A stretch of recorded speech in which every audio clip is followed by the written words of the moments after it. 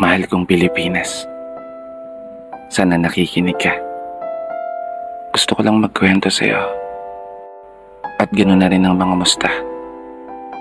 Kahit hindi ka nakakapagsalita, alam kong sobrang nahihirapan ka na. Maganda ka naman eh. Inabuso ka lang talaga ng mga taong nakala mong aalagaan ka.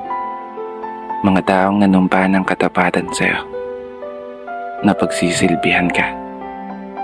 Mga taong pinagkatiwalaan namin na sa'yo'y magsasalpa sa mga panahon na haharap ka sa unos bilang isang bansa na matatag at palaban.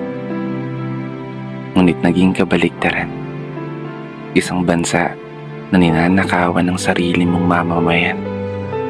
Isang bansa na dapat ay pinoprotektahan. Ngunit isang bansa na napapaligiran ng mga taong mapanlamang. Kailan nga ba tayo magigising? Kailan nga ba kayo matatauhan? Kailan mo nga ba isa sa puso na inihalal ka ng taong bayan upang maglingkod